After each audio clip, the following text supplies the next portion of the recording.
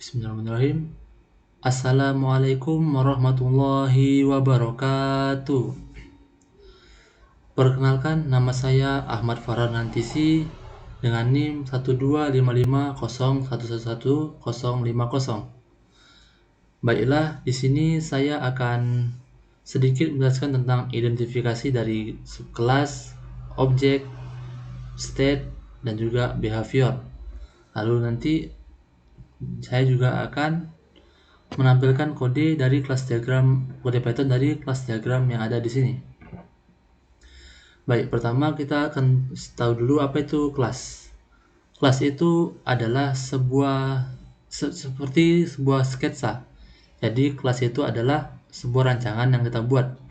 Di sini ada kelas buku, jadi kita buat rancangan sebuah buku. Lalu ada namanya state.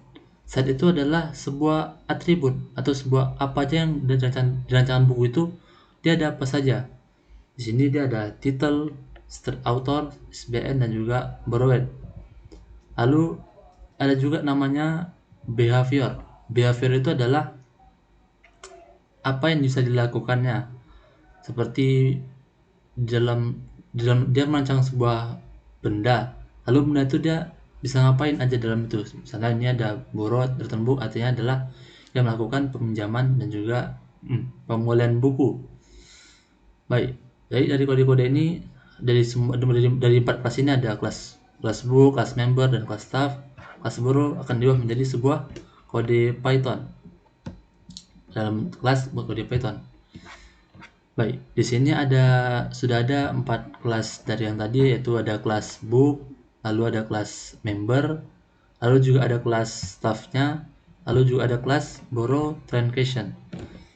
Baik, dari yang tadi pertama tadi ada kelas book diubah menjadi kode Python jadi seperti ini. Ini untuk kelasnya ada kelas, untuk kelas kan tadi ada kelas, state, behavior, dan juga objek. Yang ini untuk kelas, dari kelas book, kelas diubah menjadi kelas book. Lalu di dalam kelas state ada atribut, yaitu state ada title, author, ISBN, dan juga save is borrowed. Lalu dalam kelas itu dia ada behavior. Behaviornya itu di sini yang untuk kelas book dia ada borrow, pinjaman, juga return book, pemulihan buku. Lanjutnya itu ada kelas member. Di kelas member ini untuk anggota ini ada, dan dia ada kelasnya ya. Lalu state-nya itu adalah name dan juga member ID. Lalu ini save borrowed box, ini ada seperti list peminjamannya, pinjam apa saja.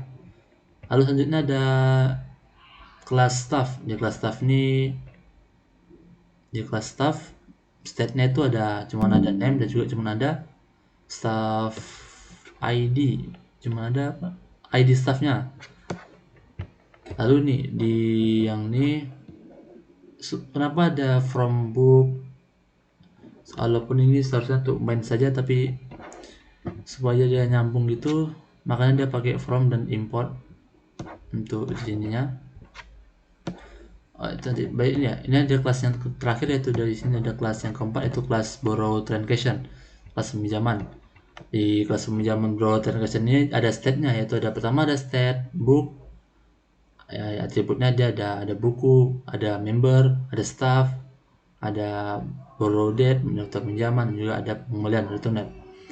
Lalu di sini dia ada kode tentang peminjamannya, borrow book, behaviornya lah, apa yang bisa dilakukan dari kelas ini.